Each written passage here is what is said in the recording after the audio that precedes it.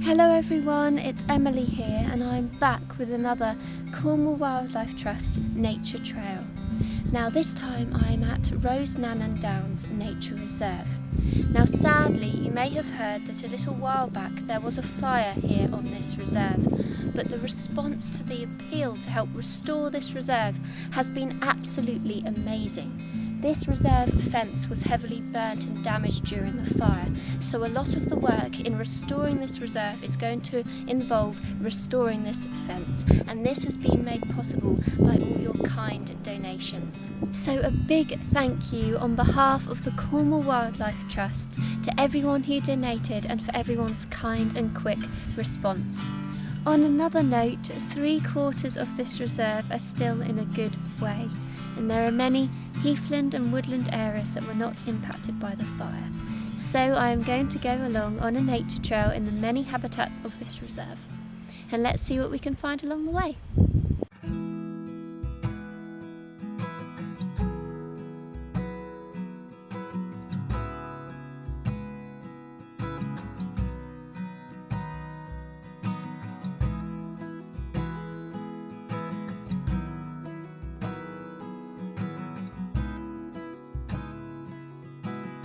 So I just thought I'd speak to you guys a little bit more about this reserve in general, the species here and the history as well. So obviously there's lots of heathland areas here which really are amazing for butterflies, especially in summer. There's lots of different butterflies that can be seen here, such as the green hair streak or the grayling, but there's also quite a few boggy areas as well in the heathland habitats, and that actually supports some really amazing plants, such as one of the probably my favourite plants. It is a flowering carnivorous plant called the round-leaved sundew, and I think it's absolutely amazing, and it is often found in this reserve a little bit later on in the year. And if you love birds and also love listening for bird song, you should definitely come here to look out for the skylarks.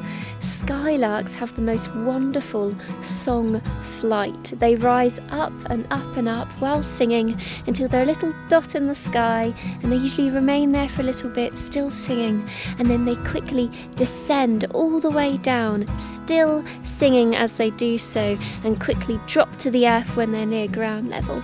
It is a wonderful sight to see, and their song is just absolutely breathtaking. As well as all the wonderful habitats here, this reserve has also got quite a bit of amazing history to it.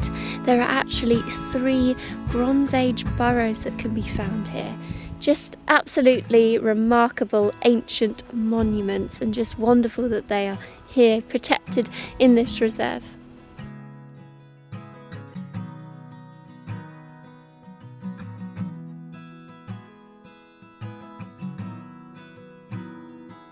So catkins can be defined as flower clusters, and depending on whether you have just male catkins or male and female catkins, or even some trees that only have just the male catkins with separate female flowers, just depends on the tree species. For the goat willow, for example, the male catkins are the little fluffy grey ones that turn yellow when they're ripe, and the female catkins are green. And another example would be the classic hazel tree with their really characteristic catkins that hang down your long yellow flower clusters, and then they have separate female pink little flowers as well. But in general, just catkins are vital for tree reproduction, because they help to pollinate the female flowers through the help of wind pollination and some insects, of course, as well. And just as I mentioned earlier, here are some hazel catkins. These are the male hazel catkins, and here is that characteristic little pink female flower of the hazel tree.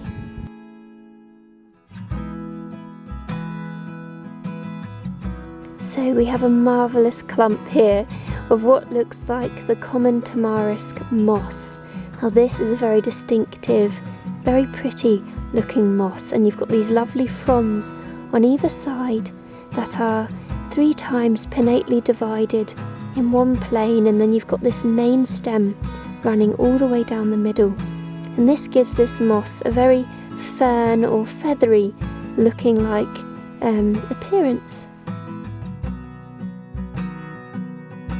There are lots of acorns all over the woodland floor here, a very important food source for so many species. In particular, the Eurasian jay absolutely loves to feed on acorns, and lots of mammals as well also love feeding on these.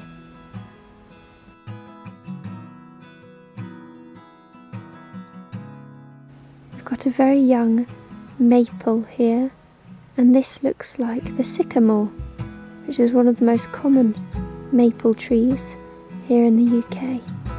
And just look at these new buds coming up here. Now, this is by far one of my favourite findings of today. This looks like a scarlet elf cup, a wonderful looking fungi species, and they actually usually grow around hazel or willow trees, so it's absolutely perfect for what I've been finding today. And you can see this lovely deep red on the inner surface, and on the outer surface it's a lighter pink with tiny fine hairs. A wonderful looking fungi. There is actually another species very, very similar to this called the ruby elf cup, and you can only really tell these apart under the microscope. Just look at the marks on this bramble leaf left behind by a little leaf miner moth as it was eating away at the bramble leaf tissue. This is literally nature's artwork right here. So I literally just saw a hare, but it was way too quick to get on camera, and then there was a buzzard overhead as well. There is so much nature around here. Nature never gives up, it always keeps on going. Now this area looks like it's going to be absolutely full of bluebells soon, which will be a truly wonderful sight. And obviously vitally important for pollination.